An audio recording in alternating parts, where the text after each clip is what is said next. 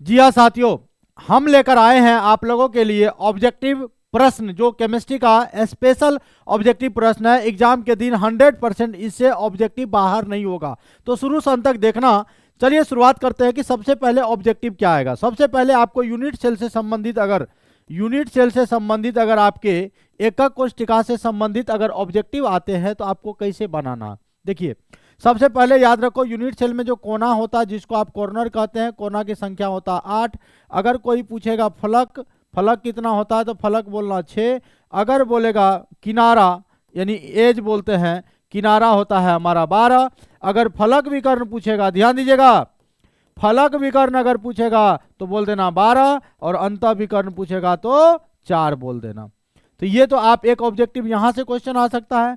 दूसरा ऑब्जेक्टिव जब आपका आएगा तो कोना पर का योगदान से संबंधित आता है कि योगदान को बताइए आप, कि योगदान से रिलेटेड यानी कितना कंट्रीब्यूशन करता है।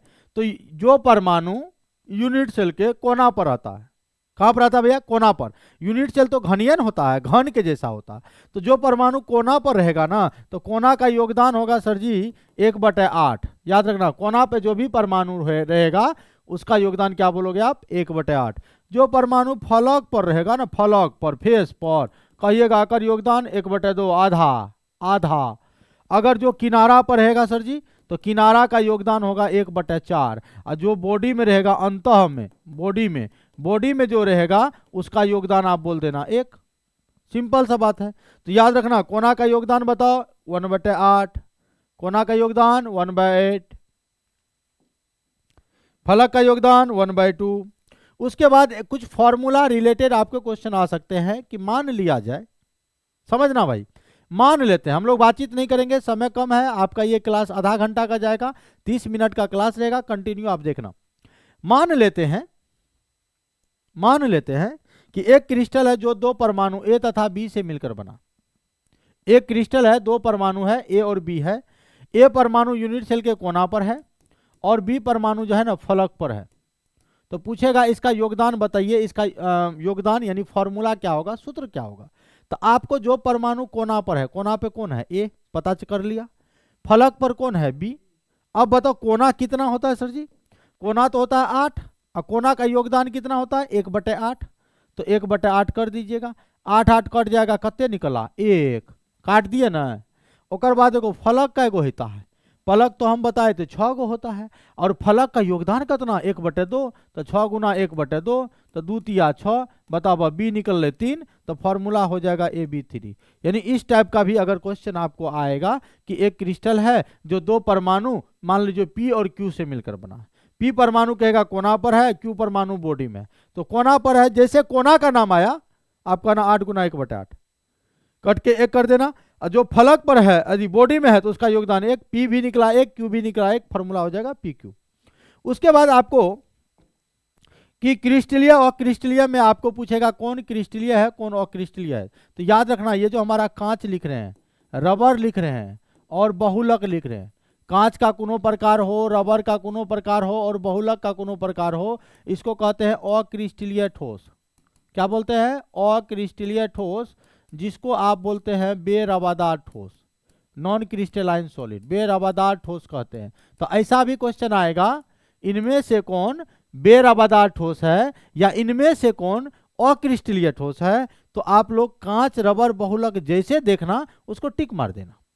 और जानते हैं ये जो बेरवादार ठोस होता है ये समदेशिक प्रकृति का होता है। कैसा होता है? तो समदेशिक प्रकृति का होता है, याद रखना। और ये जो कांच देख रहे हो ना, कांच, आप कांच को हम लोग कहते हैं अतिशीतित द्रव। कौन द्रव? अतिशीतित द्रव कहते हैं, सुपर कूल्ड लिक्विड कहते हैं कांच को, क्योंकि कांच में बहने का गुण पाया जाता है, इसलिए इसे अतिशीतित द्रव कहते हैं। अब कांच, रबर और बहुलक, कांच, रबर, बहुलक, इन तीनों को छोड़ दीजिए। तो अब इनको छोड़ के जो भी आपको बचेगा, हाँ, चाहे बेंजीन ले लीजिए, चाहे यूरिया ले लीजिए, हाँ, चाहे जिंक ले लीजिए, समझना, हाँ, ग्रेफाइट ले लीजिए, हीरा ले लीजिए, सोडियम क्लोराइड ले लीजिए, ये सब जो होगा ये सब हमारा क्रिस्टलीय ठोस है, यानी रवादार ठोस है, क्रिस्टलाइन सॉलिड है। या करके लिख देंगे रवादार ठोस, समझ में आया? तो ये सब हमारा, और ये जो क्रिस्टलीय ठोस है ना, ये विषम देशिक प्रकृति का होता है। कौन देशिक? विषम देशिक। क्लियर है? तो आपको यहां से क्वेश्चन आएगा, इनमें से कौन रवादार ठोस है, इनमें से कौन बेरवादार ठोस है, तो आप लोग आराम से टिक मार देना। मार दोगे ना? कांच को क्या कहते हैं? अतिशीतित द्रव कहते हैं। याद रखना, कांच रबर बहुलक, जैसे कांच रबर बहुलक कहेगा ना, सीधा सा ट्रिक मार देना। कौन सी में? अक्रिस्टलीय ठोस में, नॉन क्रिस्टलाइन सॉलिड में। यहां तक भी आप समझ गए। अब आगे बढ़ते हैं कि अगर आपको यहां से क्वेश्चन आएगा क्रिस्टलीय ठोस के प्रकार, आपके आएंगे क्रिस्टलीय ठोस के प्रकार। तो जब क्रिस्टलीय ठोस के प्रकार से क्वेश्चन आएगा, देखो हम आपको ये नहीं बता रहे हैं कि 4 ऑप्शन दे के ABCD करके बता रहे हैं, इससे मजा नहीं आता, इसलिए हम डायरेक्ट थ्योरी बता रहे हैं, कुछ भी क्वेश्चन आ सकता है। और इस बार साथियों 70 में 70 टिक मारना है ना, 70 में 35 बना के आना है, क्योंकि 35 नंबर रहते ऑब्जेक्टिव हो और 35 रहते सब्जेक्टिव, तब पूरा एकदम 70 में 70 नंबर बना के आना है। और 30 नंबर आपको कॉलेज से मिलेगा, तो कॉलेज से 28-29 तो मिलेगा ही। तो इस बार की टारगेट सब लोग ले लीजिए कि केमिस्ट्री में 90 पार करना है, और हम आगे बताएंगे कि क्या करना है एग्जाम में। मान लो नहीं कुछ होता है तो पर भी आप पास हो के आओगे, घबराना नहीं, टेंशन लेने का नहीं, देने का बस। हाँ, टेंशन नहीं लेना है, बस उदास मत होइए, अपना समय भी आएगा। तो ये क्रिस्टलीय ठोस जो होता है 4 प्रकार के होते हैं। पहला देखो, आयनिक ठोस से संबंधित क्वेश्चन आ सकता है। कौन ठोस? आयनिक ठोस। दूसरा हमारा होता है धात्विक ठोस, तो धात्विक ठोस से भी क्वेश्चन आ सकता है। तीसरा होता है हमारा सहसंयोजक ठोस, सहसंयोजक ठोस, तो सहसंयोजक ठोस होगा। और चौथा हमारा आणविक ठोस होगा, तो आणविक ठोस से भी क्वेश्चन आ सकता है। ठीक है? तो जब आयनिक ठोस से आएगा, तो आयनिक ठोस के अवयवी कण याद रखना आयंस होते हैं, क्योंकि ये आयन से बना होता है। और धात्विक ठोस किससे बना होता है सर जी? तो धातु से। सहसंयोजक ठोस किससे बना होता है? तो अधातु से। और आणविक ठोस किससे बना होता है? अणु से। तो यहां से 4 ऑप्शन वाला जो अगर देगा कि आणविक ठोस किससे बना होता है? अणु से। धात्विक ठोस किससे बना होता है? धातु से। हाँ, आयनिक ठोस किससे बना होता? आयन से। ऐसा भी क्वेश्चन आ सकता है कि आयनिक ठोस के अवयवी कण होते हैं, तो ये सब अवयवी कण है, या इनमें से कौन? 4 ऑप्शन देगा और कहेगा इनमें से कौन आयनिक ठोस है। तो आयनिक ठोस में याद रखना कि जैसे NaCl है, तो प्लस और माइनस का कॉम्बिनेशन जब भी दिखेगा तो वो आयनिक ठोस में आएगा। मतलब एक हमारा धातु होगा और एक अधातु होगा। अगर धातु अधातु का पहचान कर लेते हो, धातु का तो पहचान जानिए रहे ना, नाम के अंत में अम लगा रहता तो वो धातु, और नाम के अंत में स्व लगा रहे, चाहे रो लगा रहे, चाहे नो लगा रहे, वो अधातु। जैसे अगर प्लस माइनस करने नहीं भी जानते हो तो प्लस धातु अधातु का कॉम्बिनेशन रहेगा, तो समझ लेना आयनिक ठोस है। अधात्विक में जो भी धातु आपको दिखे, चाहे जिंक दिखे, एल्युमिनियम दिखे, कॉपर दिखे, लोहा दिखे, है ना, मैग्नीशियम दिखे, कैल्शियम दिखे, जो भी धातु दिखेगा वो धात्विक ठोस हो जाएगा। और सहसंयोजक ठोस को हम लोग नेटवर्क ठोस के नाम से भी जानते हैं। सहसंयोजक ठोस को क्या कहते हैं? नेटवर्क ठोस भी कहते हैं। तो ऐसा भी क्वेश्चन आएगा, इनमें से कौन नेटवर्क ठोस है? कहेगा सर जी तो बताइए किया है, अटेंशन लेने का नहीं। हाँ, हीरा, ग्रेफाइट, सिलिकॉन कार्बाइड, याद रखना, हीरा, ग्रेफाइट, सिलिकॉन कार्बाइड, ये आपका सहसंयोजक ठोस है, नेटवर्क ठोस है। और हीरा में, हीरा की आकृति हो जाता है चतुष्फलकीय, याद रखना चतुष्फलकीय, और ग्रेफाइट का हो जाता है षष्ठकोणीय, और इसका प्रसंकरण हो जाता है sp2, हीरा को हो जाता है sp3। ये ग्रेफाइट में एगो फ्री इलेक्ट्रॉन होता है, मुक्त इलेक्ट्रॉन होता है। फ्री इलेक्ट्रॉन को हिंदी में हम लोग मुक्त इलेक्ट्रॉन कहते हैं। तो अगर मुक्त इलेक्ट्रॉन एगो रहने के कारण इसमें करंट पास करने लगता है, और जिसमें करंट पास करेगा ना ओकरा के सुचालक कहते हैं, और जगरा में करंट पास नहीं करेगा उसको बोलते हैं कुचालक। समझ रहे हैं? तो अंतर भी पूछ सकता है सब्जेक्टिव में कि हीरा और ग्रेफाइट में अंतर बताओ, तो बता देना। ये भी कार्बन का प्रूफ है, ये भी कार्बन का प्रूफ है। हीरा भी मुलायम होता है, सॉरी हीरा कठोर होता है और ग्रेफाइट मुलायम होता है। और आणविक ठोस अणु से बना होगा सर जी, और अणु से बना होगा मतलब अणु लिखिए ना, अणु लिखिए ना, H2 अणु हो गया, CO2 अणु हो गया, C6H6, है ना, ये सब हमारा अणु, C6H12O6, ये सब, या कोई नोबल गैस लिख लीजिए, वो भी हमारा आणविक ठोस में आएगा, याद रखना। नोबल गैस कौन कौन है? हीलियम है, नियॉन है, आर्गन है, क्रिप्टन है, जेनॉन है, रेडॉन है। हम आपके लिए बहुत सारा सर काम कर रहे हैं, आप लोग वीडियो सब देखते ही नहीं हो। हम चाहते हैं कि आप लोग पूरा एकदम अच्छा से पास कर जाओ अच्छा से, लेकिन आप लोग है कि आप लोग तो ध्यान देते नहीं है। प्रदीप सर खाली बता रहे हैं, आप लोग ध्यान नहीं दे रहे हैं। और एक बात याद रखिएगा, हाइड्रोजन बंधन भी पूछेगा, इनमें से कौन हाइड्रोजन बंधन बनाता है? तो हाइड्रोजन बंधन फ्लोरीन, ऑक्सीजन या नाइट्रोजन रहेगा हाइड्रोजन के साथ। हाइड्रोजन एक हाथ में ले लो, एक हाथ से फोन लगाओ, अगर फोनवा लग जाए, सोनवा रे तो हर फोन अप बताबो हो, कि अगर फोन लग गए तो समझ लो हाइड्रोजन बंधन बनेगा, फोन नहीं लगेगा, कहना हाइड्रोजन बंधन नहीं बनेगा। समझे? मतलब कि अगर HCl है तो हाइड्रोजन बंधन नहीं बनेगा। क्यों भैया? क्योंकि हाइड्रोजन तो है लेकिन फोन वहां नहीं लागे हो, मतलब फ्लोरीन नहीं है, ना ही ऑक्सीजन है, ना ही नाइट्रोजन है। लेकिन क्या बताओ, HF हाइड्रोजन बंधन बनाएगा? जी हाँ बनाएगा, क्योंकि हाइड्रोजन है, हाइड्रोजन के साथ फ्लोरीन है और फ्लोरीन फोन लग रहा है? NH3 हाइड्रोजन बंधन बनाएगा? जी हाँ बनाएगा। तो देखो ये पूरा हम निचोड़ बता रहे हैं, ऑब्जेक्टिव का जो भी आपका आएगा पूरा एकदम ध्यान से देखो, यहाँ तक तो कोई दिक्कत नहीं। इनका सर जी PDF भी आपको मिल जाएगा, एक बार आप रिपीट कर लोगे, एक बार फिर से वीडियो देख लोगे, एकदम 2 के स्पीड करके 1.5 के स्पीड करके आप लोग एक बार वीडियो जरूर देख लीजिएगा। चलिए अब आते हैं संकुलन क्षमता से रिलेटेड क्वेश्चन। संकुलन क्षमता से भी आपका क्वेश्चन आता है, जैसे सिंपल क्यूबिक यूनिट सेल होता है, BCC होता है, FCC होता है। तो ये हमारा यूनिट सेल है, देखो ये हमारा क्या है? यूनिट सेल है। तो मैं यहां पर लिख दे रहा हूं, ये हमारा यूनिट सेल है, एकक कोष्ठिका। इसमें A एंड R में संबंध होता है। सरल घनीय के लिए A बराबर 2R होता है, अंतःकेंद्रित के लिए A बराबर होता है 4R/√3, और इसमें FCC के लिए होता है A बराबर 2√2R। इसका कोऑर्डिनेशन नंबर यानी उप संयोजन संख्या जब आपसे पूछेगा तो सरल घनीय के लिए हो जाता है 6, BCC के लिए हो जाता है 8, FCC के लिए हो जाता है 12। उप संयोजन संख्या यानी कोऑर्डिनेशन नंबर। उसके बाद पैकिंग इफिशियंसी, जिसको हिंदी में संकुलन क्षमता कहते हैं, संकुलन क्षमता। तो संकुलन क्षमता जब आपसे कोई पूछेगा तो सरल घनीय का जो भी होता है कितना होता है? 52.3%। खाली कितना होगा? तो 100 में से इतना घटा दोगे, 47.7% खाली होगा, जो रिक्तियां होगा, रिक्तियां का वो संकुलन क्षमता निकलेगा। और इसका होता है 68%, 100 में से घटा देना, वो रिक्तियां निकल जाएगा। और इसका होता है 74%। तो यहाँ ये भी हमारा बहुत इंपॉर्टेंट है, याद रखना। उसके बाद आ जाते हैं दोष से संबंधित।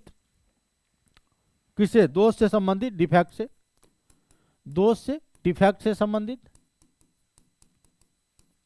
अगर डिफेक्ट से संबंधित क्वेश्चन आएगा तो आपको यहां पर 4 प्रकार के दोष याद रखना। एक शॉर्टकी दोष, एक फ्रैंकल दोष,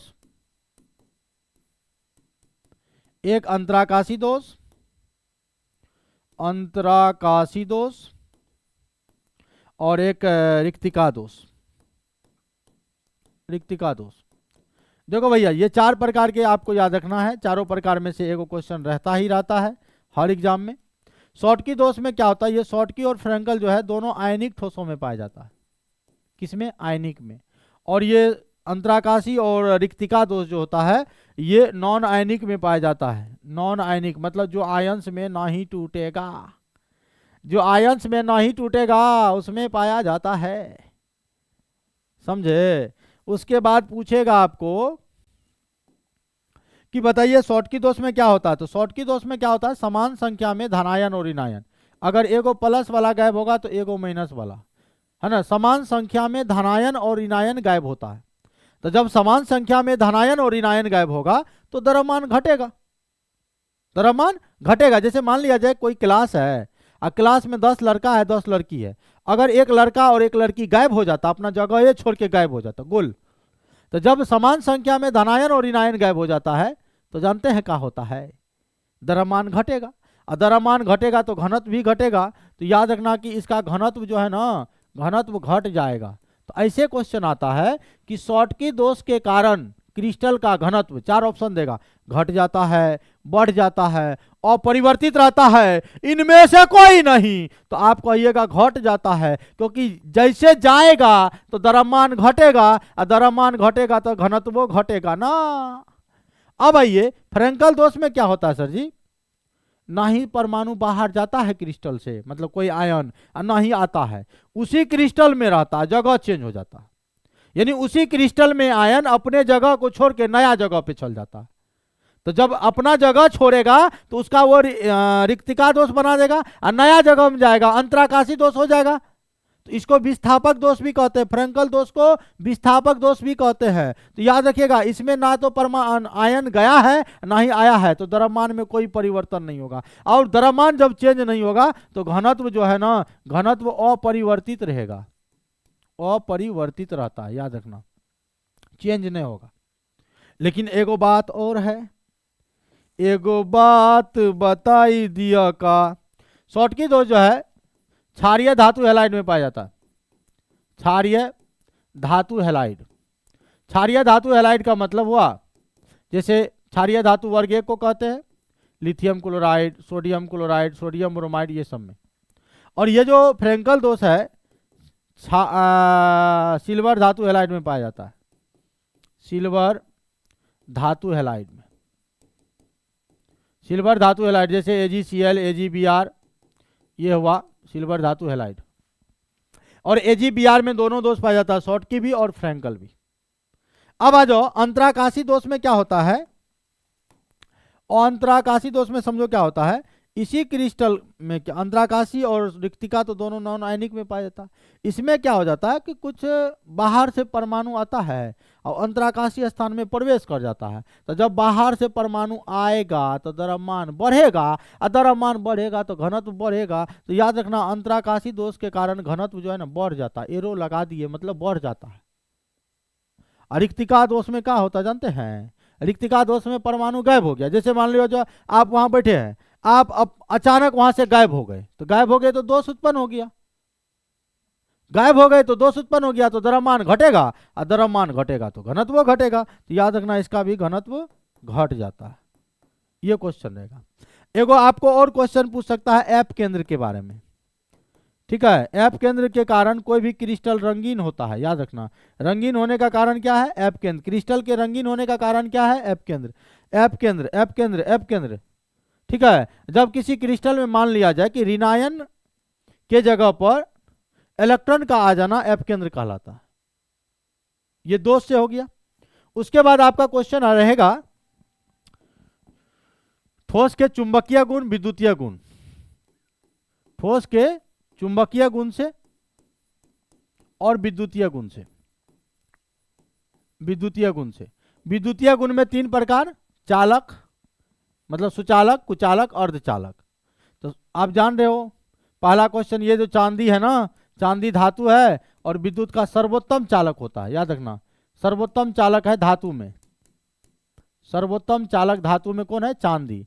और ये जो ग्रेफाइट होता है, ग्रेफाइट आपका अधातु होता है, नॉन मेटल होता है, और ये भी सर्वोत्तम चालक होता है। उसके बाद आप याद रखना कि इनमें से कौन सुचालक है, इनमें से कौन कुचालक है, यहां क्वेश्चन रहेगा। और सिलिकॉन और जर्मेनियम जो है ना, ये आपका अर्धचालक है, सेमीकंडक्टर है, अर्धचालक है, प्योर शुद्ध। अगर यही सिलिकॉन या जर्मेनियम में अगर वर्ग 13 के तत्व को मिला दीजिए, वर्ग 13 में कौन कौन है, बैगन, आलू, गाजर, ईंट, थैला, बोरॉन, एल्युमिनियम, गैलियम, अगर उन सभी को मिला दीजिए तो वो कहलाएगा पी टाइप अर्धचालक। अगर सिलिकॉन या जर्मेनियम में अगर आप वर्ग 15 के तत्व को मिला दीजिए तो वो कहलाएगा एन टाइप। और वर्ग 15 को कहते हैं नेहा, पूजा, ऐश्वर्या, सब बीमार, nitrogen, phosphorus, arsenic, antimony, bismuth. समझ रहे हैं। जैसे मान लो क्वेश्चन देगा कि सिलिकॉन में हम मिला दिए बोरॉन को, तो सिलिकॉन में कौन मिल रहा है, बोरॉन। तो बोरॉन किस ग्रुप का एलिमेंट है, 13 का, है ना। बैगन, आलू, 20 है बैगन, तो ये आप कहिएगा पहले है तो पी टाइप, समझ रहे हैं। और सिलिकॉन में मान लो नाइट्रोजन को मिला दिए तो ये हो जाएगा एन टाइप। बस यही क्वेश्चन है विद्युतीय गुण से। और चुंबकीय गुण में आपको अनुचुंबकीय और प्रतिचुंबकीय पूछेगा। अनुचुंबकीय यानी पारामैग्नेटिक, पारामैग्नेटिक, और एक आपको पूछेगा प्रतिचुंबकीय, वो कहता प्रतिचुंबकीय। ऐसे काहे संधि विच्छेद करके बोल रहे हो भाई? आए चुंबकीय, चुम के बकीय, ऐसे नहीं बोलना है, एक के साथ बोलिए। अब इसको इंग्लिश में बोलते हैं डायमैग्नेटिक। समझ में आ रहा है? मजा आ रहा है? ये आपके एग्जाम के लिए है भैया। और एक जानते हो, आपका अगर रिजल्ट अच्छा होगा ना तो हम लोग का नाम, माता पिता का नाम, पूरे गांव समाज का नाम, रिश्तेदार का नाम एकदम रोशन होगा। इसलिए मन से पढ़िए। और इस बार एग्जाम में, क्योंकि इंटरमीडिएट की एग्जाम है और 12 साल का तजुर्बा है, 12 साल का मेहनत है, इसलिए सब लोग अच्छे से कॉपी खाली छोड़ के नहीं आना है, कॉपी भर के आना है और सारे ऑब्जेक्टिव को अच्छे से पढ़ के बनाना है। जो ऑब्जेक्टिव आपको होगा पहले उसी को बनाना है। Mind it. चलो आगे बढ़ते। अब अनुचुंबकीय के लिए याद रखिएगा, जब इलेक्ट्रॉन को आप जोड़िएगा, अगर विषम संख्या निकलेगा, विषम संख्या, तो विषम संख्या निकलेगा तो कहिएगा अनुचुंबकीय है। अगर सम संख्या निकलेगा, सम संख्या निकलेगा यानी ओड इवेन नंबर निकलेगा तो प्रतिचुंबकीय है। कैसे? एगो एग्जांपल याद रखना, दूगो अपवाद में दूगो है, अपवाद एक्सेप्शन, एगो O2 एगो B2, ये अपवाद है। कहिएगा सर कैसे? तो हम कहेंगे ऐसे। कैसे? तो ऐसे।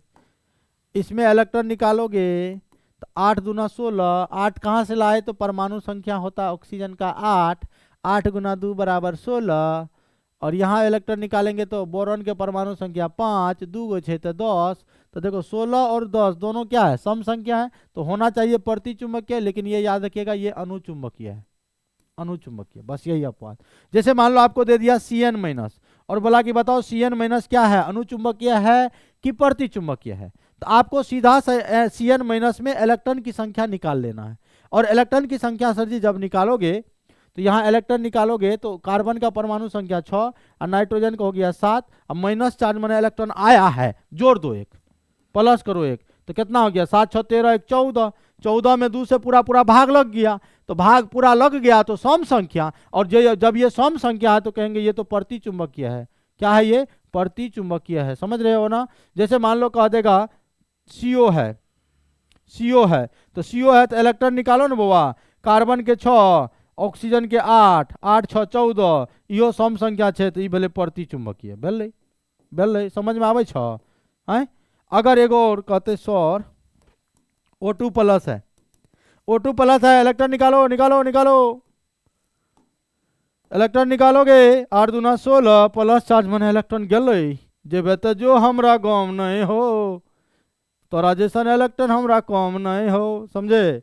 तो यहाँ हो जाएगा -1 बराबर 15, 15 आपका विषम संख्या है, सो इसको कहेंगे अनुचुंबकीय। समझा? तो बस ये पहला चैप्टर का ऑब्जेक्टिव हुआ। पहला चैप्टर में यहाँ तक क्वेश्चन आपके आ सकते हैं, पूरा इनको आप एक बार रिवीजन करके जाइएगा, पूरा पढ़ के जाइएगा। अब आइए सेकेंड चैप्टर में। कितने मिनट का ये वीडियो बना वहां देखो तो 23। चलो ठीक, 1 घंटा रहने दो। चलो अब आगे बढ़ते हैं विलियन में।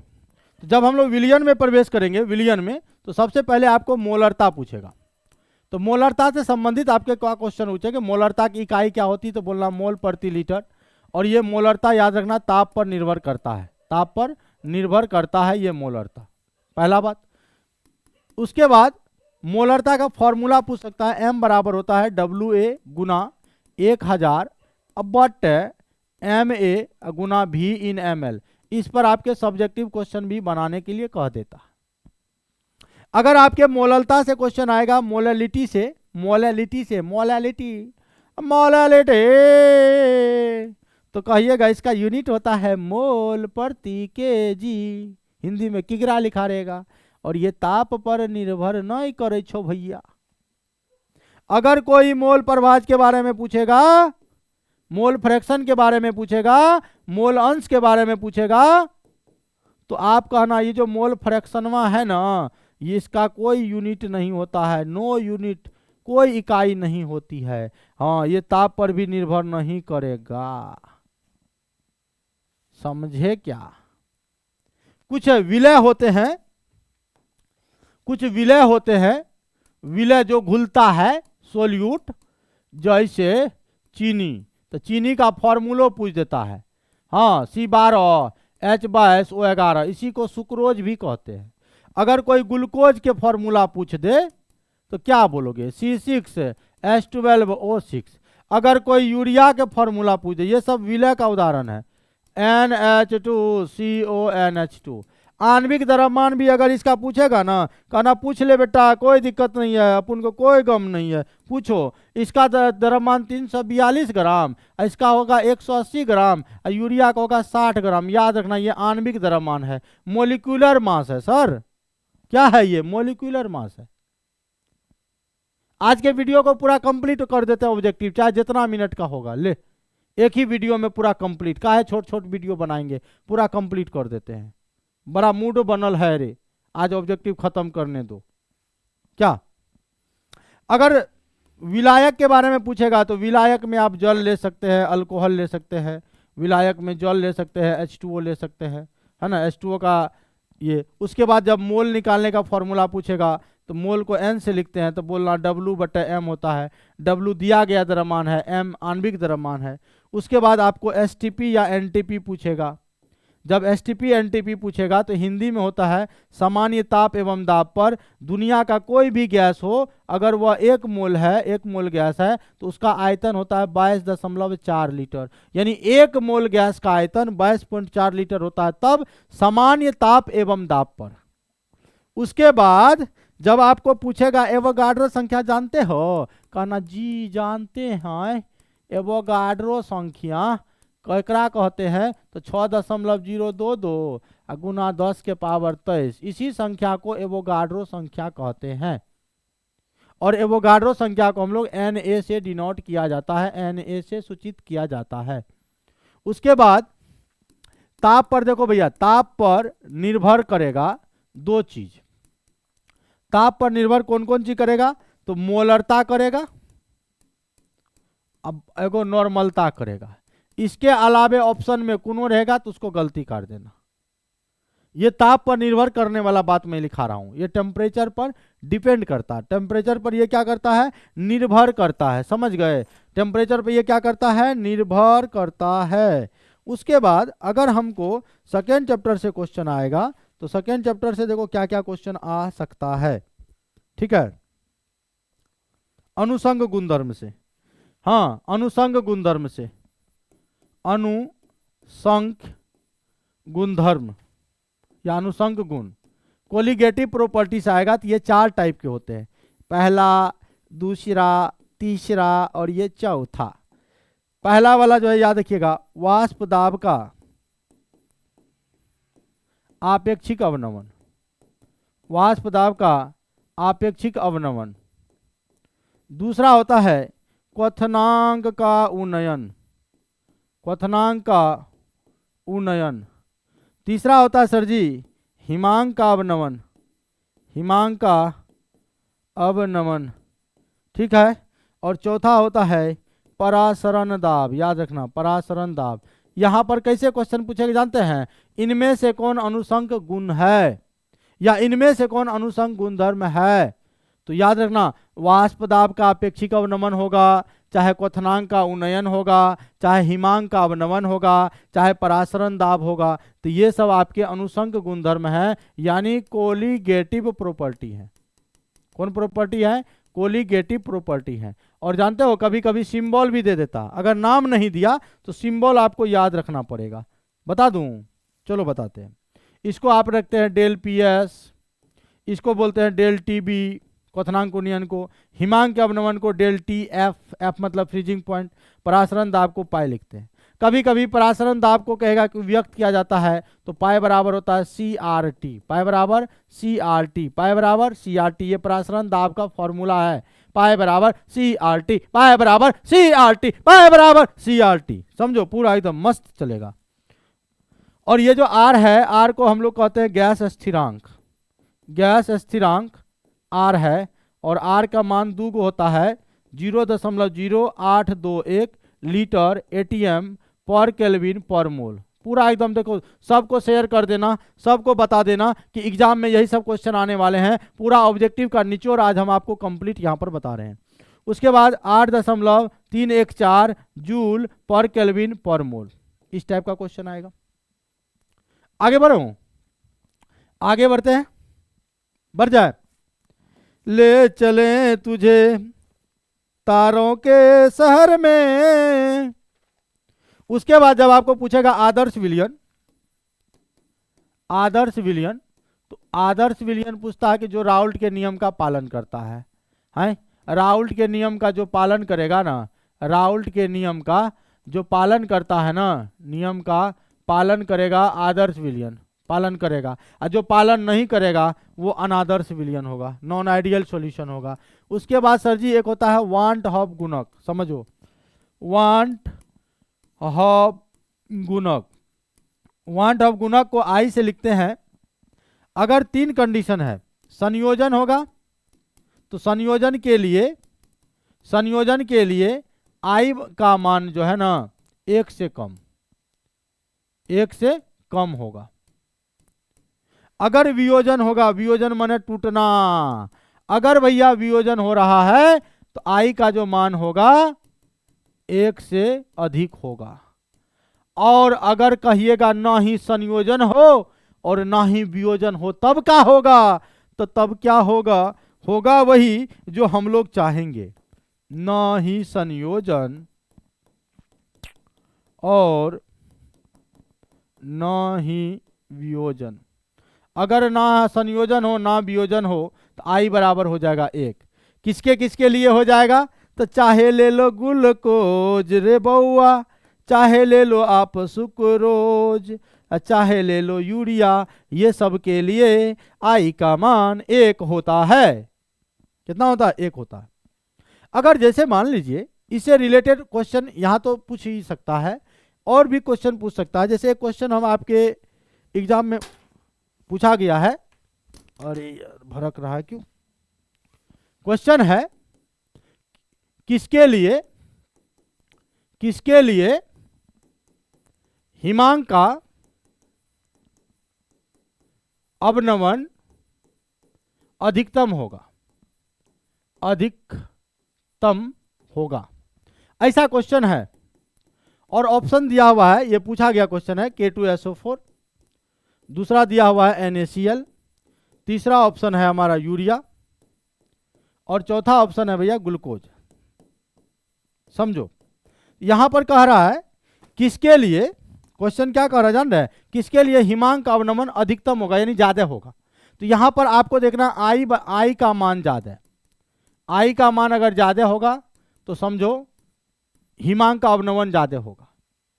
अगर कम कहता तो आई का मान कम को देखते, और आई का मान निकालते कैसे? तो तोड़ के निकालते। जैसे मान लो NaCl है ना, NaCl को तोड़ो तो Na 1 मोल है, Cl 1 मोल है, तो आई बराबर हो गया 1 + 1 बराबर हो गया 2। अगर जैसे मान लो K2SO4 है ना, इसका आई निकालना है ना, तो पोटासियम 2 मोल है तो 2, और सल्फेट टोटल 1 मोल है तो 1, 2 1 3। समझ रहे हैं? अब यहां बताओ, अब आप यहां बताओ, यहां आई बराबर कितना हो जाएगा? आई बराबर हो जाएगा 2, 2 + 1 बराबर 3। यहाँ आई बराबर क्या हो जाएगा भाई मेरे? 1 सोडियम 1 क्लोरीन, 1 + 1 बराबर हो जाएगा 2। यहाँ यूरिया के लिए आई बराबर होगा 1, और ग्लूकोज के लिए आई बराबर होगा 1। तो कहता हिमांक का अवनमन अधिकतम होगा। किस में अधिकतम होगा? तो ये में होगा। तो आंसर हमारा ये होगा। इस टाइप का क्वेश्चन एक रहेगा। पूरा ध्यान से, नहीं समझ में आया तो बोलना, मैं फिर से आपको समझाने का प्रयास करता हूं। क्लियर है? बोलो भैया क्लियर है? उसके बाद याद रखना, एक होता है अर्धपरागम्य झिल्ली। कौन झिल्ली? अर्धपरागम्य झिल्ली। अर्धपरागम्य झिल्ली। और ये जो अर्धपरागम्य झिल्ली होता है, वे झिल्लियां होती है जो अपने से होकर केवल विलायक को बहने देता है। विलायक को, जैसे छकना नहीं देते हैं, चाय पत्ती को जाने देता है छकना? कहता नहीं। जब चाय आप छानते हैं तो कहता नहीं लिक्विड पदार्थ जो हमारा अंदर आओ, चाय पत्ती को छकना अपने में रख लेता है। तो जो अपने से होकर केवल विलायक को बहने देता है, विलय को नहीं, उसी को कहते हैं अर्धपरागम्य झिल्ली। कौन झिल्ली? अर्धपरागम्य झिल्ली। पीडीएफ के लिए संपर्क करें, और संपर्क करें, संपर्क सूत्र है 6207321124। जिस नंबर पर आप संपर्क कर सकते हैं, व्हाट्सएप करके आप इनका पीडीएफ मंगा सकते हैं। तो चलो सॉल्यूशन से इतना सारा क्वेश्चन रहेगा। अब आते हैं इलेक्ट्रोकेमिस्ट्री। अगर तुमको नींद आ रही है बुआ तो तुम एकदम आंख बंद करके सो सकते हो, कोई दिक्कत नहीं, आंख बंद कर लो, लाइट बहुत ज़्यादा है ना इसीलिए। अगर आपको गैल्वेनी सेल के बारे में पूछेगा, गैल्वेनी सेल, अगर गैल्वेनी सेल के बारे में पूछेगा तो कहना गैल्वेनी सेल का सबसे पहले तो रासायनिक ऊर्जा को विद्युत ऊर्जा में बदलता है। गैल्वेनी सेल क्या करता है, रासायनिक ऊर्जा को विद्युत ऊर्जा में बदलता है, ये गैल्वेनी सेल है। उसके बाद गैल्वेनी सेल के अभिक्रिया में, क्रियाविधि में याद रखना कि जिंक एनोड का काम करता है और कॉपर कैथोड का कार्य करता है। और गैल्वेनी सेल में एनोड जो है ना निगेटिव होता है, याद रखना, एनोड पर कौन चार्ज होता है, निगेटिव, और कैथोड पर होता है पॉजिटिव। बाद बाकी उल्टा हम लोग चलते हैं, ये गैल्वेनी सेल की बात कर रहे हैं। और गैल्वेनी सेल का अभिक्रिया है जैसे ZnS plus Cu2 plus aqueous gives Zn2 plus aqueous plus CuS solid. अगर ऐसा रिएक्शन होगा, पूछेगा इनमें से कौन गैल्वेनी सेल अभिक्रिया है, अगर ऐसा लिखा रहेगा या कभी कभी ऐसा लिखा रहेगा Zn से Zn2 प्लस लिखा रहेगा एक्वस, और ऐसे बीच में दो लकीर रहेगा, पैरेलल लाइन रहेगा, और यहाँ ऐसे लिखेगा Cu2 प्लस एक्वस से Cu सॉलिड हो रहा है, बचेगा ऐसा, तो ये भी हमारा गैल्वेनी सेल अभिक्रिया है। अब ये गैल्वेनी सेल अभिक्रिया है, ध्यान दो, जिंक का चार्ज यहाँ 0 है, 0 से 2 प्लस हुआ, चार्ज का बढ़ना ऑक्सीकरण होता है। और यहाँ कॉपर का चार्ज 2 प्लस है, यहाँ 0 हो रहा है, तो चार्ज का घटना अवकरण होता है। तो जिस अभिक्रिया में ऑक्सीकरण और अवकरण दोनों होता है उसी को कहते हैं हम लोग रेडॉक्स अभिक्रिया। जिस अभिक्रिया में ऑक्सीडेशन और रिडक्शन दोनों होता है उसको हम लोग बोलते हैं रेडॉक्स अभिक्रिया। वैसी अभिक्रिया जिसमें ऑक्सीकरण और अवकरण दोनों होता है उसको बोलते हैं रेडॉक्स अभिक्रिया, याद रखना, रेडॉक्स अभिक्रिया। ये रेडॉक्स अभिक्रिया का भी उदाहरण है। और सर जी गैल्वेनी सेल का विभव पूछ सकता है, विभव पोटेंशियल पूछ सकता है, तो बोलना 1.1 वोल्ट होता है, ये गैल्वेनी सेल से। उसके बाद लवण सेतु में अगर आपके क्वेश्चन आएंगे, लवण सेतु से, सॉल्ट ब्रिज से, तो लवण सेतु में है ना, याद रखना अर्ध ठोस के रूप में, अर्ध ठोस के रूप में जो है ना लवण भरा रहता है। और गैल्वेनी सेल के दो कार्य मुख्य हैं।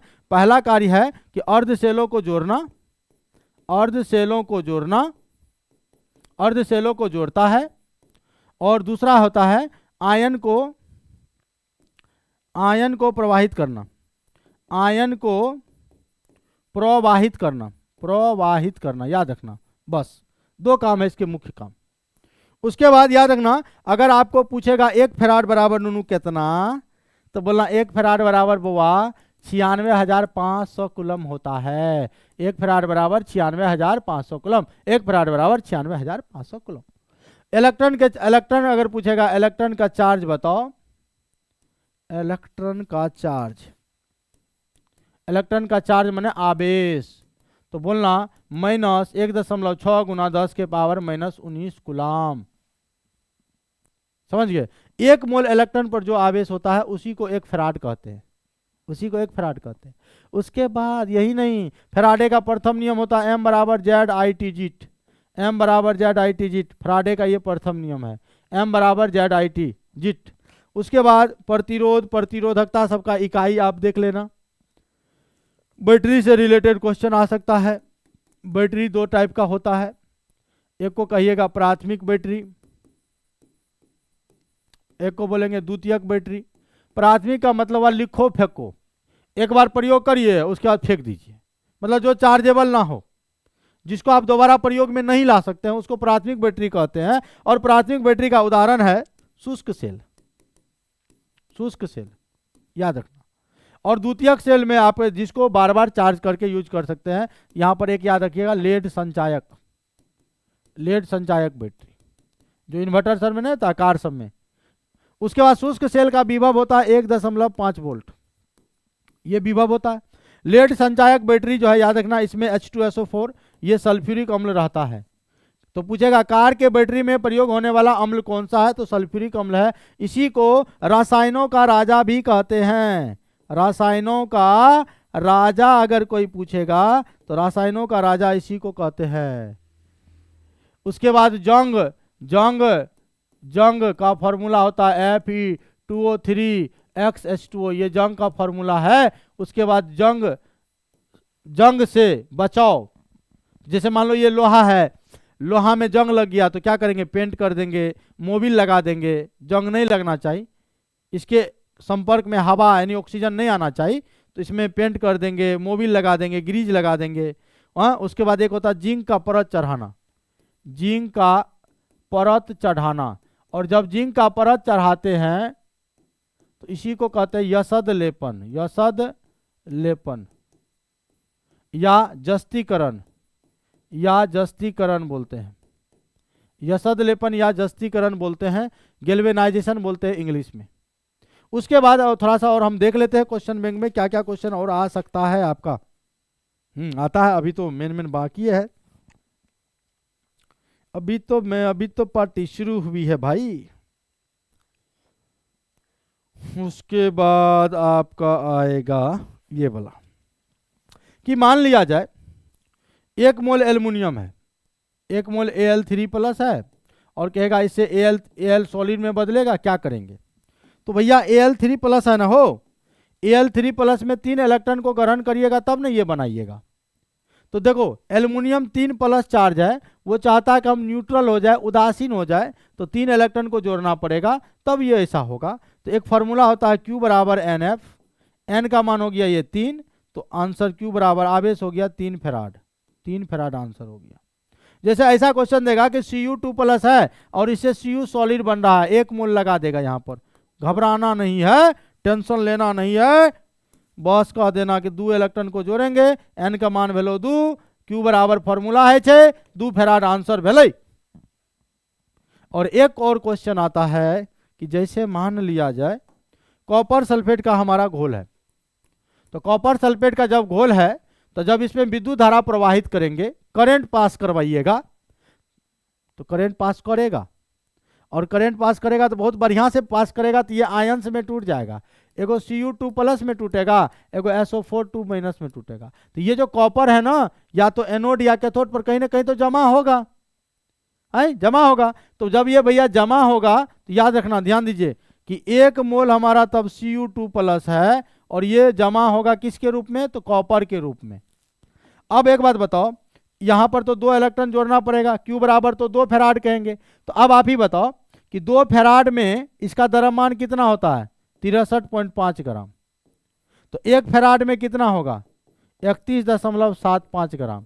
और क्वेश्चन कैसा पूछेगा जानते हैं कि कॉपर सल्फेट, ऐसे लिखा हुआ है, क्वेश्चन भी पूछा गया है कि 96,500 कूलम विद्युत कॉपर सल्फेट के विलयन से मुक्त करता है, तो इतना 1 फैराड बराबर भले ना 96,500 कूलम भले ना हो, तो इतना से कितना कॉपर जमा भले, 31.75, 31.75 ये जमा हो गया, समझे। इस टाइप का भी क्वेश्चन आपके एग्जाम में आएगा।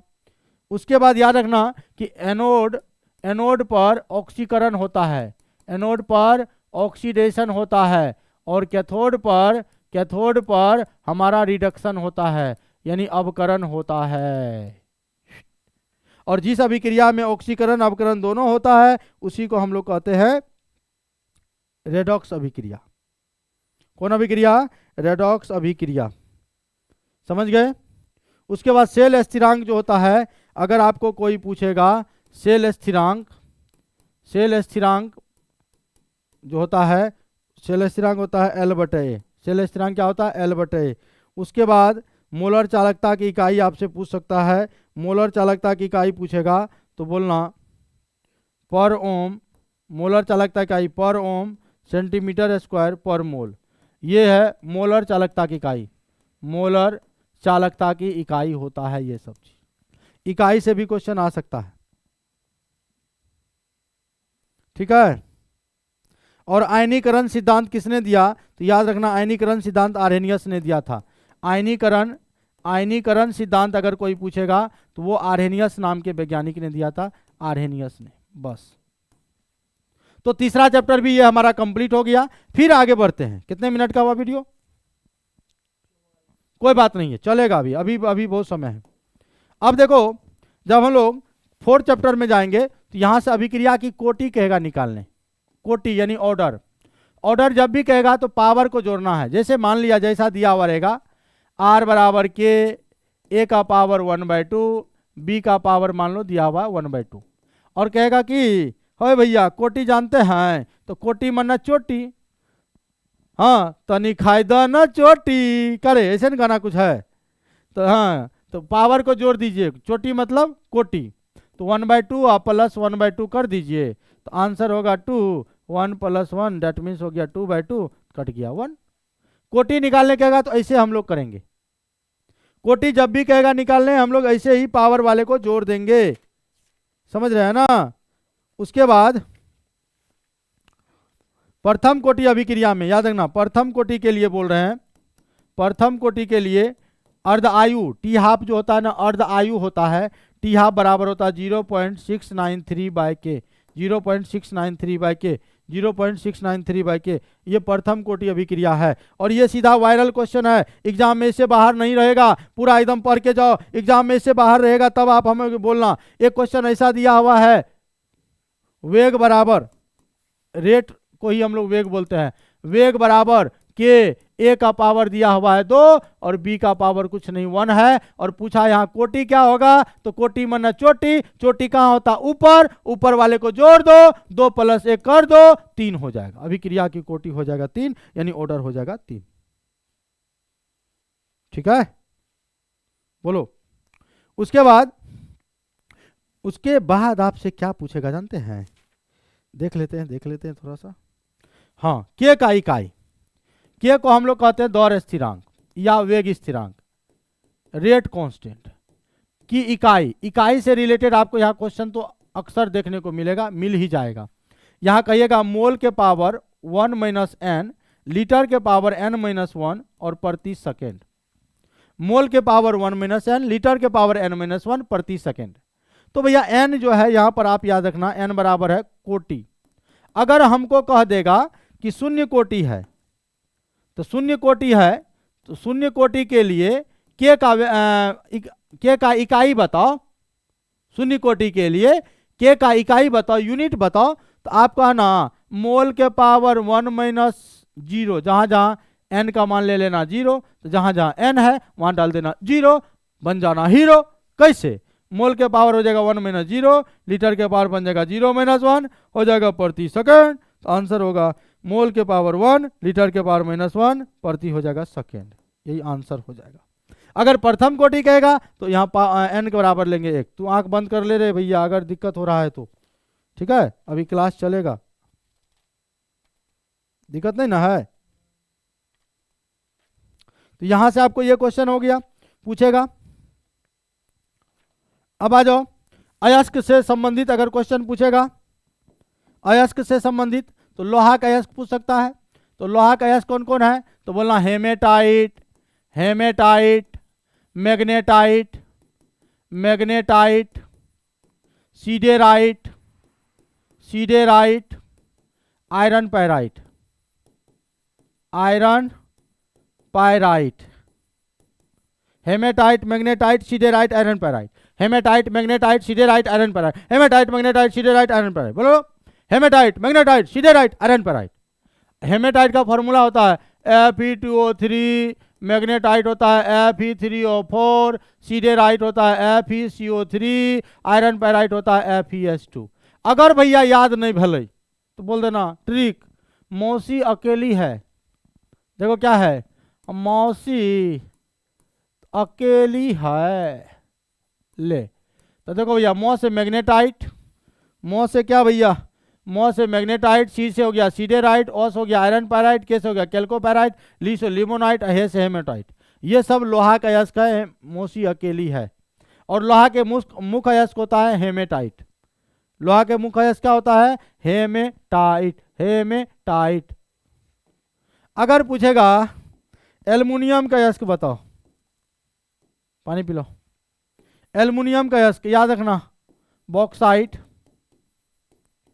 बॉक्साइट, क्रायोलाइट, क्रायोलाइट, उसके बाद बोलना कोरंडम,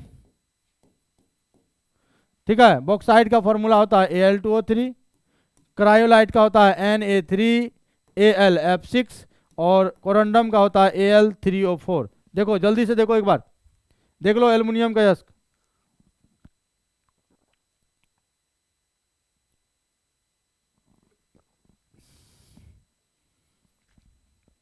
अगर याद नहीं हुआ तो बोल देना। एल्युमिनियम का अयस्क में ट्रिक याद लगाना। जानते हो क्या? एक आदमी जा रहा था, उसके जेब से गिर गया कॉन्डम का पैकेट। बगल वाला देख लिया, चिल्लाया, आइला कॉन्डम का बॉक्स गिरा। क्या चिल्लाया? देखो आइला, हाँ आइला, कॉन्डम का बॉक्स गिरा। ले, कॉन्डम का बॉक्स गिरा, बॉक्स गिरा। देखो आइला मने हो गया एल्युमिनियम, आए कॉन्डम मतलब हो गया कोरंडम। ट्रिक है, प्रदीप सर तो ट्रिक के जादूगर है ये ना है। का मतलब हो गया क्रायोलाइट, क्रायोलाइट एल्युमिनियम का यस चाहिए, और बॉक्स मने बॉक्साइट। सब एकदम ट्रिक है। अगर जिंक का अयस्क पूछेगा, जिंक के, तो जिंक का अयस्क होता है zinc blende, zinc blende, ZnS, zincite, ZnO, zincite बोलते जाओ, zincite ZnO, zincite ZnO, calamine, calamine, ZnCO3, ZnCO3, calamine, ZnCO3, calamine, ZnCO3। देख रहे हो? कॉपर का अयस्क बोलेगा क्यूपराइट, क्यूपराइट, क्यूपराइट का क्या होगा? Cu2O। Copper glass, copper glass, एकदम हवा हवाई क्लास है, पूरा एकदम रिवीजन भी कर रहे हैं, अब पूरा ऑब्जेक्टिव को एकदम याद करते चले जाइए साथ साथ।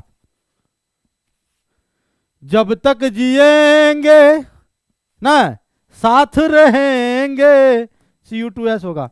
उसके बाद मालाकाइट, मालाकाइट, CuCO3 डॉट CuOH का होल 2, ये हो गया मालाकाइट।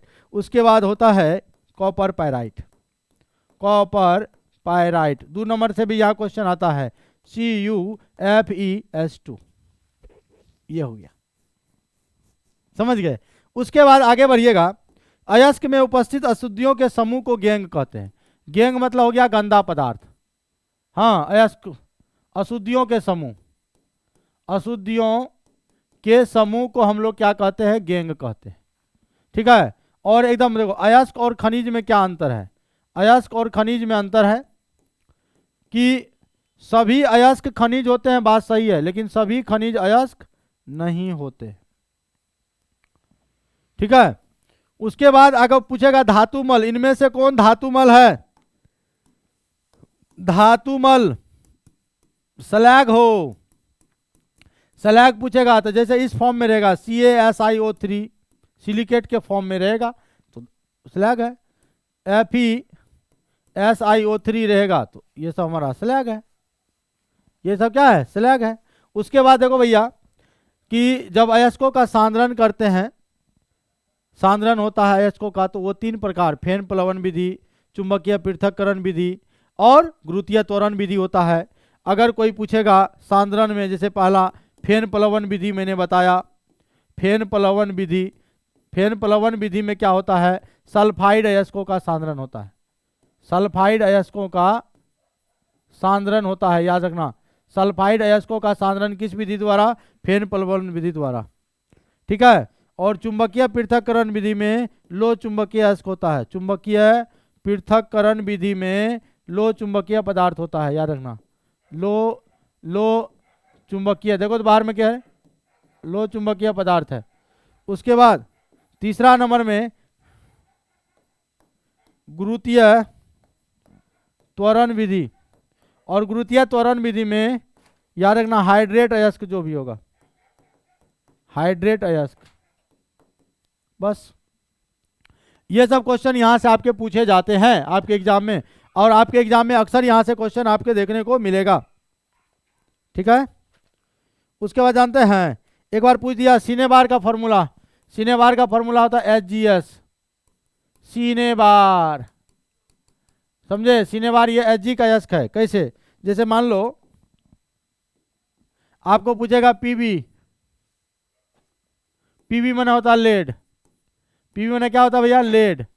और अगर लेड के अयस्क पूछेगा, लेड के अयस्क पूछेगा तो ट्रिक याद रखना, लेडी मिले तो गले लगाना। क्या बोलना? लेडी मिले तो गले लगाना। लेडी मिले तो गले लगाना, ट्रिक है। लेडी मिले तो गले लगाना। देखो भैया, लेडीज हो गया, अब इन्हें की जबरदस्ती मिला देना। लेडी मना हो गया लेड, लेड का संकेत होता है पीबी, और गले मतलब हो गया गलेना। तो याद रखना, गलेना का फॉर्मूला होता है पीबीएस। कोई पूछेगा एच जी का यश, एच जी मतलब होता है पारा, एक इसको कहते हैं मरकरी, पारा या मरकरी, पारा या मर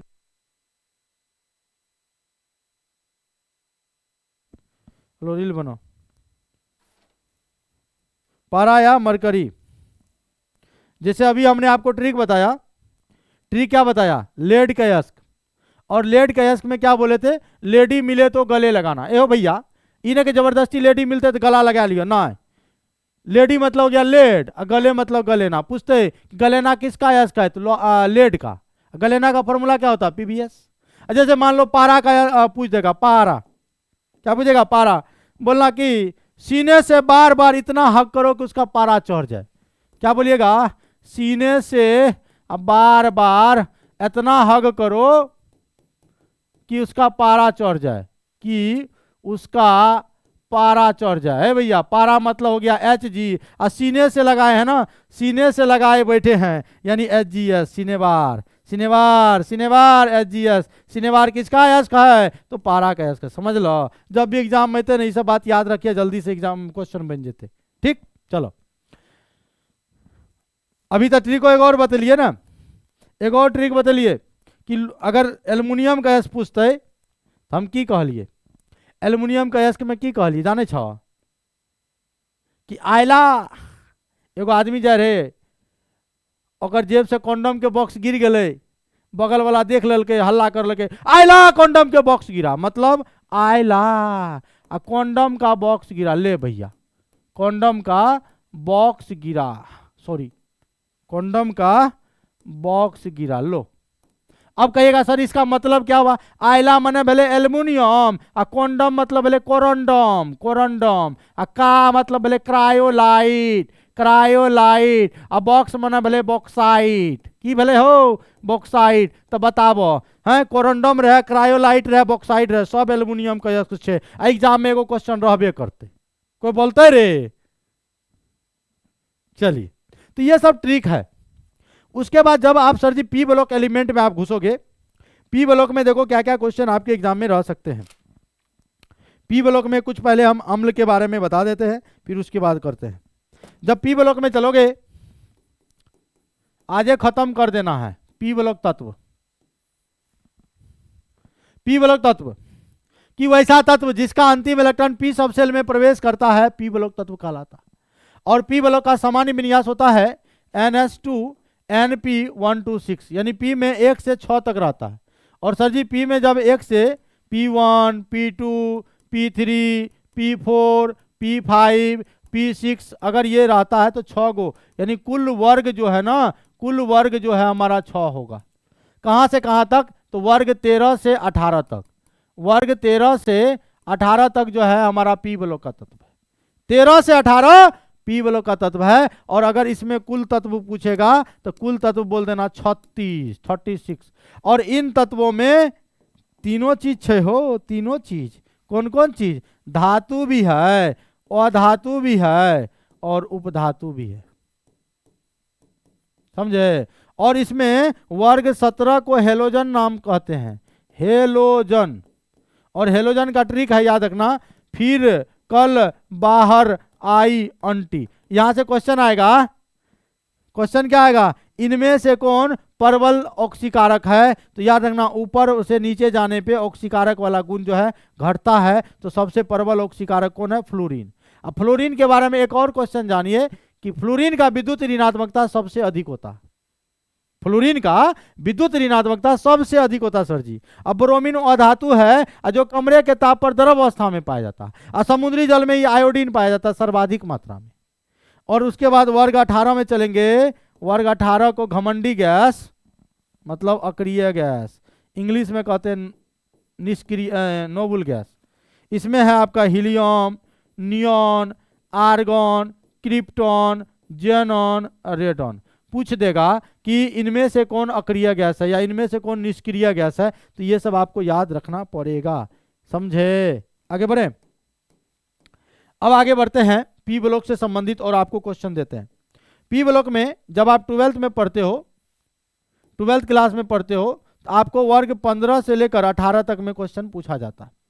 वर्ग 15 से लेकर 18 तक में पूछा जाता है। वर्ग 15 में हमारा नाइट्रोजन फैमिली है और वर्ग 18 में अक्रिय गैस है, इन्हीं के बीच क्वेश्चन रहता है। तो आइए वर्ग 15 में नाइट्रोजन से रिलेटेड क्वेश्चन आएगा, ठीक है। जैसे यहीं पर आपको वो पढ़ाए होंगे कि NH3 जो होता है अमोनिया है अमोनिया का निर्माण जो है हेबर विधि द्वारा होता है। कौन विधि द्वारा? हेबर विधि द्वारा। अगर H2SO4 है, सल्फ्यूरिक अम्ल है, कौन अम्ल है बोलो? सल्फ्यूरिक अम्ल। और ये जो भैया सल्फ्यूरिक अम्ल है, ये कॉन्टैक्ट यानी संपर्क विधि द्वारा बनाया जाता है। संपर्क विधि द्वारा बनाया जाता है। कौन विधि द्वारा? संपर्क विधि द्वारा। कोई कहता अच्छा एक बात और बताओ बालक कि HNO3 जो है ये नाइट्रिक अम्ल है। HNO3 को क्या बोलेंगे? नाइट्रिक अम्ल। तो बोलो नाइट्रिक अम्ल जो बनाया जाता है ये ओस्टवाल्ड विधि द्वारा, ओस्टवाल्ड विधि द्वारा।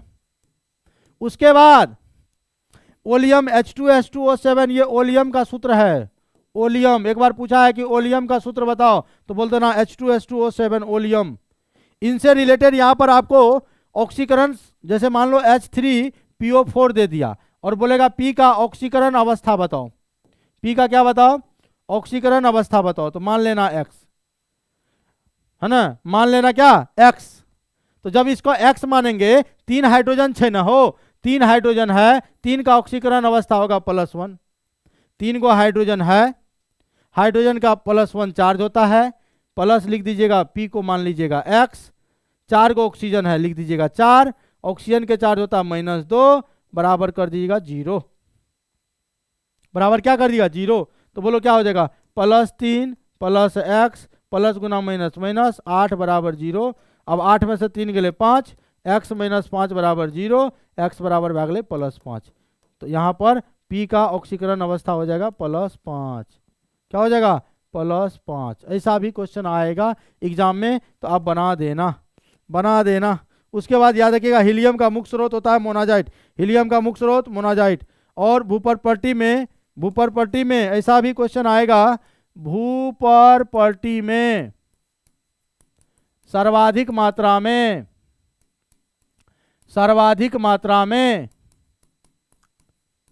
पाए जाने वाले तत्व। तो याद रखना, ट्रिक याद रखना, ओ शिव, हाँ ट्रिक बोलिएगा, ओ शिव आलू फेंकना। क्या बोलिएगा?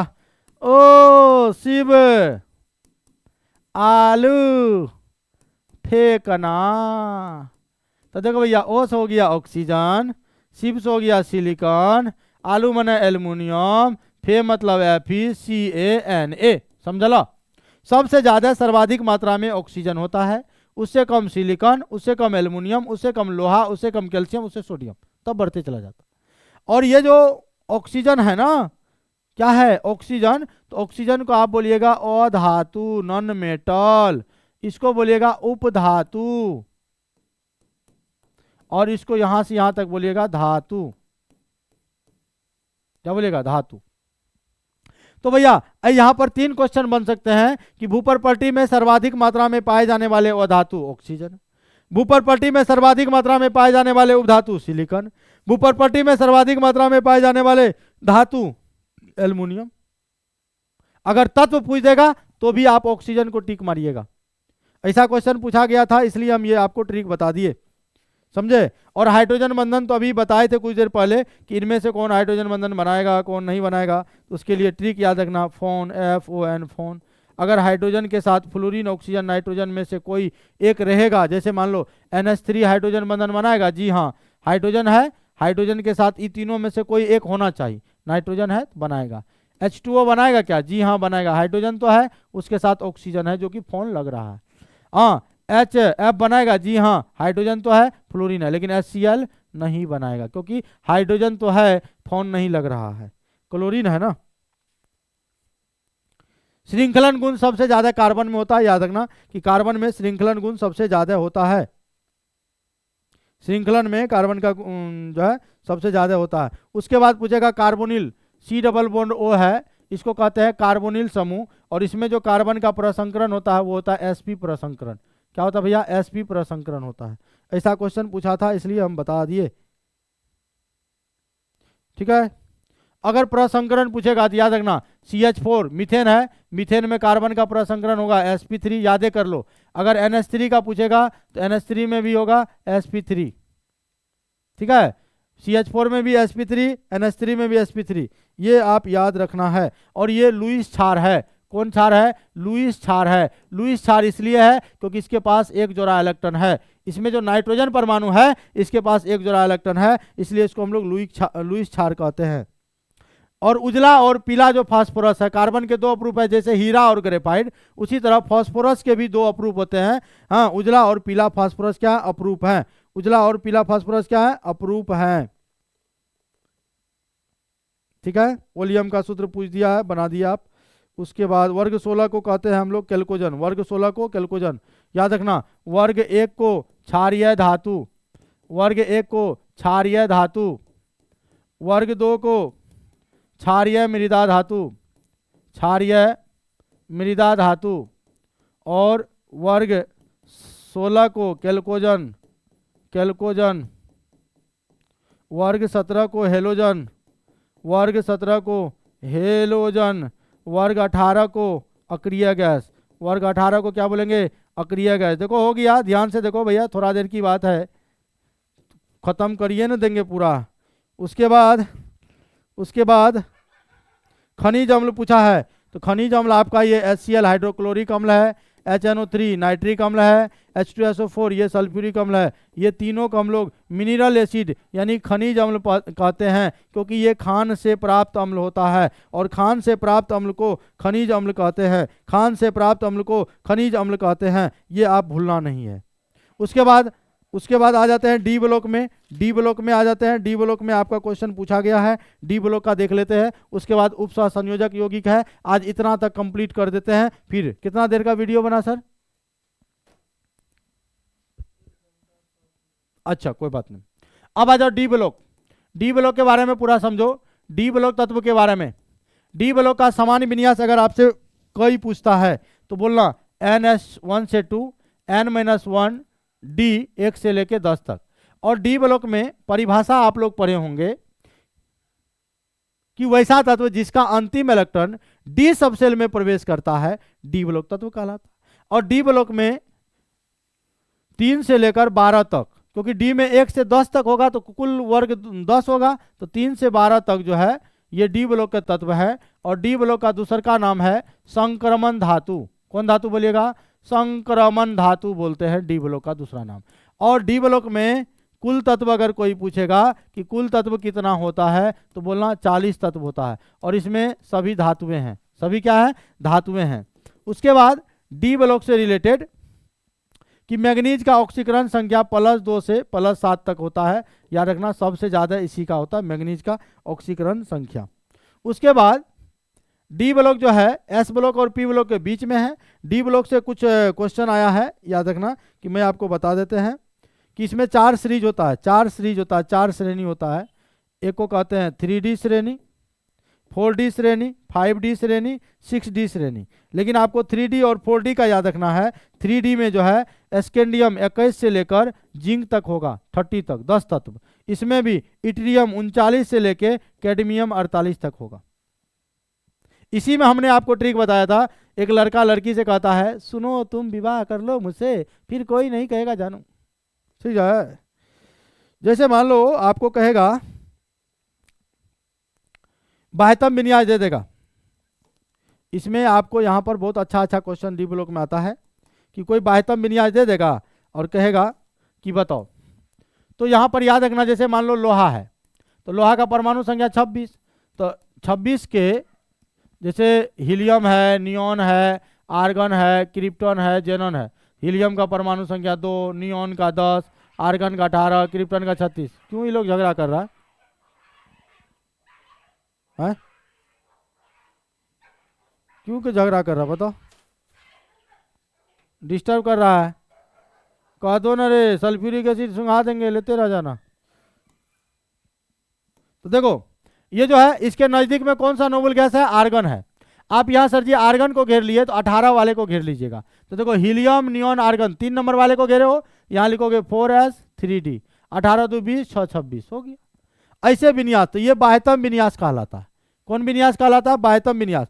और आपको दिया हुआ है, कहता है 3d6, 3d6 अब 4s2 किसका बाह्यतम विन्यास है? तो ऐसा क्वेश्चन आएगा किसका बाह्यतम विन्यास है? तो देखो 18 समझना, 18 तो रहेगा ही, 18 2 20 6 26 किसका? आयरन का, यही ना है। ऐसा क्वेश्चन आपके क्वेश्चन बैंक में पूछा गया है, ऐसा क्वेश्चन बैंक में आपके पूछा गया है, ये बात आप याद रखेंगे, ठीक है। उसके बाद यहां पर एगो चीज और पूछता है जो आपको हम आपको बताते हैं। इलेक्ट्रॉनिक विन्यास, क्रोमियम और क्रोमियम का होता है 24, इसमें यहां पर लास्ट में कर देना, यहां पर लास्ट में कर देना 4s1 3d5, और कॉपर में कर देना 29 में 4s1 3d10 बस। अगर डी में कहीं 4 होगा तो डी को 5 बना लेना, डी में अगर कहीं 9 इलेक्ट्रॉन है उसको 10 बना लेना, बस दो ही। हाफ फील्ड और फुल फील्ड के कारण ऐसा होता है। तो ये रहा डी ब्लॉक का। अब आइए लास्ट चैप्टर है आज के इस लेक्चर का, लास्ट क्लास है, जिसको हम लोग कहते हैं कोऑर्डिनेशन कंपाउंड, उप सहसंयोजक यौगिक। और उप सहसंयोजक यौगिक से देखते हैं क्या क्या क्वेश्चन पूछा जाता है। पहला ऑक्सीकरण अवस्था पूछेगा, दूसरा आईयूपीएसी नाम पूछेगा, और तीसरा प्रसंकरण पूछेगा। उसके बाद प्रभावी परमाणु संख्या पूछेगा, लिगेंड के बारे में पूछेगा, यही सब ना। चलिए शुरू करते हैं। सबसे पहले कि जटिल यौगिक के बारे में पूछेगा, जटिल यौगिक के बारे में। अगर कोई पूछेगा जटिल यौगिक के बारे में बताओ, कॉम्प्लेक्स कंपाउंड के बारे में बताओ, तो आप बता देना जटिल यौगिक के बारे में जिसमें भी बिग ब्रैकेट लगा हुआ है। बिग ब्रैकेट जिसमें भी लगा हुआ है वो आपका जटिल यौगिक है। जटिल यौगिक है बिग ब्रैकेट वाला। कैसे? K4FeCN का होल 6 है। आज देखो बिग ब्रैकेट लग गया ना, तो बिग ब्रैकेट लग गया तो जटिल यौगिक है, या इसको जटिल लवण कहते हैं। जटिल यौगिक या जटिल लवण के नाम से इनको जानते हैं। तो याद रखना, एक अगर पूछेगा द्विक लवण, क्योंकि हम लोग पढ़ते हैं कि जब अम्ल और क्षार आपस में रिएक्शन करता है वो लवण देता है, और लवण के साथ साथ जल देता है ना। तो ये सिंगल लवण हुआ। अगर आपके एग्जाम में पूछेगा द्विक लवण, डबल सॉल्ट पूछेगा, तो डबल सॉल्ट आपका जैसे फिटकिरी है, फिटकिरी आपका द्विक लवण है, डबल सॉल्ट है। कैसे? फिटकिरी का फॉर्मूला होता है K2SO4, Al2SO4 का होल 3 और 24H2O। तो इस फॉर्मूला में 2 को लवण का फॉर्मूला है। इस फॉर्मूला में ये जो फिटकिरी है पोटास एलम है, इसको इंग्लिश में पोटास एलम कहते हैं। एक लवण आपका ये है, दूसरा लवण ये है। तो जिसमें 2 लवण होगा उसको द्विक लवण कहते हैं, और जिसमें बिग ब्रैकेट लगा रहेगा उसको जटिल लवण कहते हैं। तो ये हमारा जटिल लवण है। तो आपको जटिल लवण पूछेगा इनमें से कौन जटिल लवण है तो ये बता देना, और इनमें से कौन द्विक लवण है तो ये बता देना। ऑर्गेनिक का ऑलरेडी जो है दे दिया गया है ऑब्जेक्टिव, और ये हम फिजिकल इनऑर्गेनिक का कर दिए हैं, तो ऑब्जेक्टिव खत्म। इससे बाहर ऑब्जेक्टिव नहीं रहेगा तो नहीं रहेगा। इसी वीडियो को जितना बार देखना है, जितना बार याद करना है, याद कर लेना। दुनिया के और कोई चैनल पे विश्वास नहीं करना, कुछ से कुछ क्वेश्चन देगा ऑब्जेक्टिव। हम चाहते तो हम भी दे सकते थे कि इनमें से कौन क्रिस्टलीय ठोस है, 4 ऑप्शन देते, इससे नहीं। हम आपको पूरा एकदम थ्योरी टाइप का पढ़ा रहे हैं बस पूरा, क्योंकि हमको पता है अब की बार फिर से 90 पार, और केमिस्ट्री पॉइंट की जयकार है ना, केमिस्ट्री पॉइंट की जयकार। अब की बार फिर से 90 पार, फिर से सब लोग 90 पार करेंगे। अब फिर से जलवा होगा, तब ना कहेंगे चलेला जिला में अपने शासन जानू, नमवा ध देबू त छुई न पर शासन जानू। कहो ठीक बा? अब आइए इसमें जो ये जो जटिल लवण आपने देखा K4FeCN का होल 6 है। इसमें देखो भैया इधर वाला जो है, इधर वाला, इसको कहते हैं लेफ्ट काउंटर, लेफ्ट काउंटर। इसको बोलते हैं लिगेंड, इसको बोलते हैं केंद्रीय परमाणु, केंद्रीय परमाणु, और इसको बोलते हैं कोऑर्डिनेशन नंबर, उप सहसंयोजन संख्या। तो यहां से क्या क्या क्वेश्चन आएगा? पहला तो IUPAC नाम लिखने देगा कि यौगिक दे देगा, कहेगा इनका IUPAC नाम बताओ। दूसरा दे देगा कि कोऑर्डिनेशन नंबर, उप सहसंयोजन संख्या बताओ। तीसरा कहेगा ऑक्सीकरण अवस्था निकालो, ऑक्सीकरण अवस्था निकालो। चौथा दे देगा, चौथा दे देगा लिगेंड के बारे में, ठीक है। जिसके लिखो लिगेंड के बारे में हम लोग कहते हैं कि एक दंतुर, द्विदंतुर, बहुदंतुर, एक दंतुर, द्विदंतुर, बहुदंतुर, एक दंतुर, द्विदंतुर, बहुदंतुर, ये लिगेंड होता है हमारा, ठीक है। जब ऑक्सीकरण अवस्था निकालते हैं तो हम लोग एक्स मान के निकालते हैं, ऐसे जैसे लिखा हुआ है K4FeCN का होल 6। तो जो केंद्रीय परमाणु होता है ना सर जी, जो हमारा केंद्रीय परमाणु होता है, जैसे ये Fe केंद्रीय परमाणु है, तो इसको हम लोग मानते हैं एक्स। नहीं पता है तो एक्स मान के चलेंगे। और पोटासियम 4 को है तो 4, पोटासियम वर्ग 1 का है तो +1 चार्ज होता है, क्योंकि ये इलेक्ट्रॉन को लॉस करता है, त्याग करता है। फिर लिख देंगे +x प्लस 6 को Cl लिखेंगे, 6 गुना -1 बराबर हो गया 0। कितना मेहनत कर रहे हैं, एगो शेयर आप लोगों से बनता है भैया। +4 + x प्लस गुना -6 बराबर हो गया 0। 6 में से 4 गया 2, x - 2 बराबर हो गया 0, x बराबर हो गया +2। ऑक्सीकरण संख्या ऐसे निकालते। और इसी को जब रोमन में 2 लिखेंगे, क्योंकि ये IUPAC नाम में काम होगा। और इसी का जब IUPAC नाम लिखेंगे तो पहले, जब भी नाम लिखेंगे तो पहले लेफ्ट काउंटर का नाम लिखिएगा, उसके बाद आप लिगेंड का नाम लिखिएगा, ठीक है। उसके बाद आप सेंट्रल एटम का नाम लिखिएगा, उसके बाद राइट काउंटर का नाम लिखिएगा। सेंट्रल एटम के बगल में उसका ऑक्सीडेशन स्टेट को लिखिएगा। जैसे इसका नाम कहेगा तो देखो पोटासियम है तो 4 है तो टेट्रा नहीं लगाएंगे, क्योंकि ये जो काउंटर आयन है, चाहे लेफ्ट काउंटर हो चाहे राइट काउंटर हो, कितनों संख्या में रहेगा, उसको मोनो डाई ट्राई टेट्रा का प्रयोग नहीं करना है। इसका नाम क्या होगा, देखो पोटासियम, समझिएगा। उसके बाद ये लिगेंड है, CN को बोलते हैं साइनो, CN को साइनो। 6 है तो 6 के लिए लगाएंगे हेक्सा साइनो। आपके मन में एगो सवाल होगा कि सर जी यहाँ पर 4 था तो टेट्रा बोलबे न किए, यहाँ 6 था तो हेक्सा लगा दिए। जी हाँ, लिगेंड के साथ लगाना है, लिगेंड के साथ लगाना है। उसके बाद आ जाओ, ये प्लस होगा तो ये पूरा पर कौन चार्ज, माइनस। तो इसके पास क्या होगा कि Fe के नाम के अंत में एट लग जाएगा। अगर बिग ब्रैकेट पर माइनस चार्ज आ जाए तो उसके नाम के अंत में एट लगा देना, तो इसका नाम हो जाएगा फेरेट। ऑक्सीडेशन स्टेट निकला था तो रोमन में लिख दो 2, हो गया नाम, पोटासियम हेक्सा साइनोफेरेट 2। इसी में इसका कोऑर्डिनेशन नंबर यानी उप सहसंयोजन संख्या पूछ देगा, तो ये जो 6 है कोऑर्डिनेशन नंबर इसका 6 है। हिंदी में कहते हैं उप सह संयोजन संख्या। उप सह संयोजन संख्या जो होता है 6 होता है, ऐसे होता है। अगर आपको प्रभावी परमाणु संख्या कहेगा निकालने, प्रभावी परमाणु संख्या, क्वेश्चन एक बार पढ़ लेते हैं और कुछ कुछ है। जैसे एक और क्वेश्चन पूछा है, बड़ा NiCO का होल 4 है और इसमें कहा कि निकेल का ऑक्सीकरण अवस्था बताओ। क्या बोले, जिसका निकालना होगा उसको अपन लोग मान लेंगे x। क्या मान लेंगे भैया, x। चलो भैया इसको मान लिया x, निकेल हो गया x। CO कार्बोनिल है, CO कार्बोनिल है, कार्बोनिल का चार्ज संख्या है 4 और इसका चार्ज 0 होगा, बराबर हो गया 0। तो x + 0 बराबर 0, x बराबर हो गया 0। इसका नाम कहेगा तो टेट्रा कार्बोनिल, क्योंकि ना ही लेफ्ट है ना ही राइट है, तो लिखेंगे पहले टेट्रा, टेट्रा मतलब 4। टेट्रा ए ला के लिख रहे हैं क्योंकि ये लिगेंड है, लिगेंड के नाम के में जो रहेगा मोनोडाइट्राई का प्रयोग करना है, तो बोलेंगे tetra carbonyl, tetra carbonyl nickel, nickel 0। बस यहाँ एट नहीं लगा क्योंकि ये उदासीन है, सिर्फ निगेटिव वाला रहेगा तब केंद्रीय परमाणु के नाम के अंत में एट लगाते हैं। और लास्ट टॉपिक है आज का, इफेक्टिव एटॉमिक नंबर, प्रभावी परमाणु संख्या। और प्रभावी परमाणु संख्या यानी EAN, इफेक्टिव एटॉमिक नंबर, इसका एक फॉर्मूला होता है सर जी। फॉर्मूला होता है Z minus oxidation state plus 2 गुना कोऑर्डिनेशन नंबर। Z माने परमाणु संख्या, Z माने क्या, परमाणु संख्या, OS माने ऑक्सीडेशन स्टेट, ये 2 फॉर्मूला में है, और 2 गुना CN मतलब कोऑर्डिनेशन नंबर, उपसहसंयोजन संख्या।